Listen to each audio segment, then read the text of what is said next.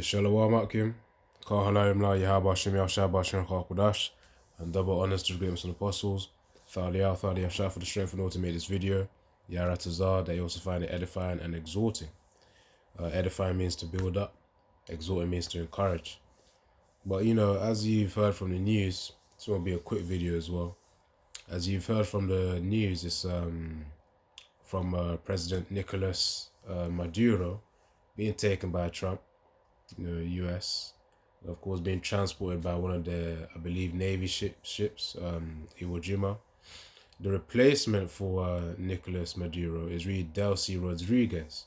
And then when I was watching this, clip here from BBC News, she mentioned about Jake not being, they'll no longer be slaves again, man. Which, you know, of course, there's truth to that. There is truth to that. Of course, not in Esau's kingdom, but in Yahushua's kingdom. But Yaratazar, I'm gonna play, obviously I'll stop at around this time stamp here. But I'll just play the first 3 minutes, get some presets, and then that's really it, man. Because that's the point right there. The fact that she mentioned that, but really in the kingdom of Yahushua, yeah, we will no longer be slaves. Of course, right now, under Esau's system, we're serving our enemies, which was part of the curses. But nevertheless, let's play this and get this rolling. Venezuela's acting president, Delcy Rodriguez, is due to be sworn in an hour or so from now. But the uncertainty in the South... Which, Delcy Rodriguez is the acting president, in terms of replacing Nicolas Maduro. But let's hear the news. American nation continues as President Trump has once again insisted that America is in charge of the country. Well, he made those latest comments on board Air Force One, saying that his administration would work with remaining members of the Maduro regime to clamp down on drug trafficking and overhaul the country's oil industry, rather than push for immediate elections to install a new government. Well, Mr. Maduro and his wife, Celia Flores, have now been charged with weapon and drug offences, and they are set to appear at a court in New York later today. Well, Will Grant sent us this report from the Colombia-Venezuela border. It was a weekend which will go down in Latin American history. Happy New Year. The Venezuelan leader, Nicolas Maduro, dishevelled and disorientated, snatched from his sleep and taken from power by a team of elite US soldiers, whisked from Venezuelan soil and taken to the US to face drug trafficking charges in New York. It came in the dead of an extraordinary night. The Americans, until this century close allies of Venezuela, then sworn enemies, launched airstrikes on military sites in the heart of Caracas. The next day, with the president gone and the smoke still rising, most Venezuelans struggled to comprehend what had just happened. For President Donald Trump, though, it was simple. This was one of the most stunning, effective and powerful displays of American military might and competence in American history. And later, that's why they got a lot of pride, because they put their trust, of course, in their carnal weapons. Considering Esau being a heathen, you shouldn't be surprised by that fact. Of course, he trusts in his blessing, going into Esau's blessing from Isaac. But anyways, let's continue. Aboard Air Force One, President Trump warned that the US might not be finished yet. We were prepared to do a second strike if we needed. We're totally prepared. But that's off the we're table. Still prepared. That's off the table now. That's the horns being revealed, man. He's like, look, whether you like it or not, if you speak out of turn, as Mike Tyson said, you're gonna get a second strike, man, as Trump literally just said. So they don't care. Esau doesn't care. He's ramping up the speed on what he needs to achieve, what he needs to accumulate, what he needs to do. And later, aboard Air Force One, President Trump warned that the US might not be finished yet. We were prepared to do a second strike if we needed. We're totally prepared. But that's off we're the table. Still prepared. That's off the table now. No, it's not. If they don't behave, we will do a second strike. As far as he is concerned, America is effectively in charge of the oil-rich nation, saying it would run Venezuela until an acceptable interim administration could take over. For now, the former Vice President, Delcy Rodriguez, has been sworn in and has held her first cabinet meeting. In it, she invited the US to work with Venezuela, seemingly confirming Mr. Trump's assertion that she would comply with Washington. A day earlier, though, her comments had suggested otherwise. So she obviously, she's saying she would comply, but nevertheless of that, she has her own inward thoughts, man. But anyways, let's hear what she says. In it, she invited the US to work with Venezuela, seemingly confirming Mr. Trump's assertion that she would comply with Washington. A day earlier, though, her comments had suggested otherwise. If there's something that the Venezuelan people and this country have very clear, is that we will never again be slaves, is that we will never again be a colony of any empire of whatever kind. That is true, European countries, French, the Spaniards, British, coming over there to have colonies over there for Jake. Pretty much just taking over. Back in the day, Aztecs, Mexicans, Incas, Yaratas Amadou, the next part for the Latin American history. But yeah, the Inca tribe, the Mayans as well. All of these were pretty much the Latin tribe, the Northern Kingdom, to be more biblical here, biblically precise, because the Northern Kingdom, of course, predominantly Native American Indians and the Latin American countries as well.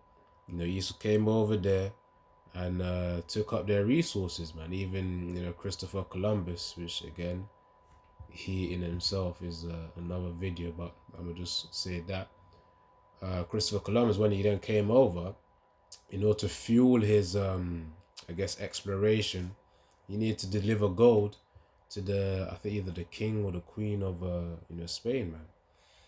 Yaratazar did mention it.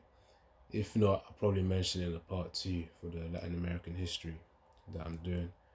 But yeah, that's the point, man. As he said, Delcy Rodriguez, he said they will no longer be slaves, man. Which, yeah, as I said, there's truth to that. We were back in the day, still are, but mentally, it's more of a mental prison.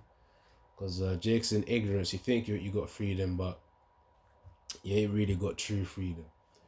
You're in a state of having to adhere to an illusion of freedom. That's it. And then that illusion is also tightening, where the reality of the situation is going to be more made known to these Jakes, man. But anyways, the point is, in the kingdom, they're going to be able to really be over the oppressor, be over Esau Edom, no longer be slaves. So Deuteronomy 28 and verse 33, it says, in the fruit of thy land and all thy labors shall a nation which thou knowest not. Of course, they didn't know about the Spaniards, the British, the French, the Portuguese. They didn't know about that. Now it says about them. Now it says, which knowest not, eat up, thou shalt be only oppressed and crushed always. So it's part of the curses, man. Deuteronomy 28 verse 16 onwards. That's how it be. So another precept as well, came into mind as soon as the officer put this, reminded me of this. Well, I say reminded me, but put awareness to this. It says, and of Asher, he said, let Asher be blessed with children, let him be acceptable to his brethren, let him dip his foot in oil. It's interesting because considering of course that's the KJV on the left, but considering the fact that Trump's over there to collect oil, over there I don't know if it's Uruguayans but I know Venezuelans is in that area as well for Asher. But the point is the fact that they got oil there, and recently Trump tried to make a deal of about $100 billion with Exxon, one of them oil producers or suppliers. He's trying to make a profit from it as well, man. But yeah, it's the fact that Asher, of course, they've been blessed with oil as well. It says let him dip his foot in oil. It's it's just interesting the fact that they got oil, and then the scriptures talk about Asher dipping his foot in oil, of course. So Yeah, that's something to think about there. Let me get this preset, then I'm gonna close it out. Just link it to the video because Trump, he's trying to get that oil, man. If I are to Zah, before I even get this preset, let me get this article, little article there. All right, so this is BBC News. It says Trump seeks $100 billion for Venezuela oil, but Exxon boss says country uninvestable. So he's seeking to get that money from the oil, man, and use case as well. But let's read a little bit. All right, let's see. So it says U.S. President Donald Trump has asked for at least $100 billion, 75 billion pounds, in brackets there, in oil industry spending for Venezuela, but received lukewarm response at the White House as one executive warned the South American country was currently uninvestable. So of course, let me read that. It says U.S. President Donald Trump has asked for at least 100 billion in oil industry spending for Venezuela, because of course they would have seized all that oil as well. Now it says bosses of the biggest U.S. oil firms who attended the meeting acknowledged that Venezuela, sitting on vast energy reserves, represented an enticing opportunity, but they said significant changes would be needed to make the region an attractive investment. No major financial commitments were immediately forthcoming, because remember, Trump is saying he's taking over Venezuela. So basically, the resources of Venezuela is the resources of America. So Trump has said he will unleash the South American nations all after U.S. forces seized its leader Nicolas Maduro in the 3rd January raid on its capital. Let's see. Okay, the key quote. It says one of the things the United States gets out of this will be even lower energy prices, Trump said Friday's meeting at the White House. So of course, this is the appearance of things, saying, okay, yeah, we're gonna make these things better, despite those attempts, whether it be real or fake. Because as they say, it's the world it's the world stage. The Most High still going to destroy Babylon. If anything, all that oil is just going to help with the burning of Babylon, the fire. So anyways, that's just it. Trump's trying to get $100 billion from all this oil from Venezuela to lower the prices. But nevertheless, they're going to seek to do it, but they'll fail. But let me get this final preset now. I'm going to close it out. Obadiah 1 and 10. This is Obadiah 1 and verse 10. Obadiah 1 and 10. For thy violence against thy brother Jacob, which yes, Edomites are being quite violent there.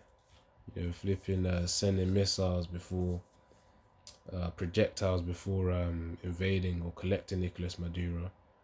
So Obadiah 1 and verse 10. Not just that, of course, all the Latin American slave trade too.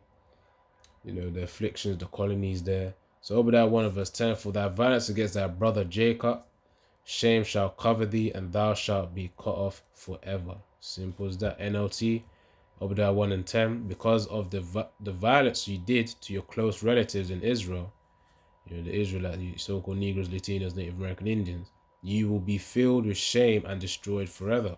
So Esau's going to be cut off, man. Ain't even going to be a nation no more after that. So anyway, Shalom, Yabashim Shabrakatha, and Yaratazah, you find it edifying and exhorting as well, man.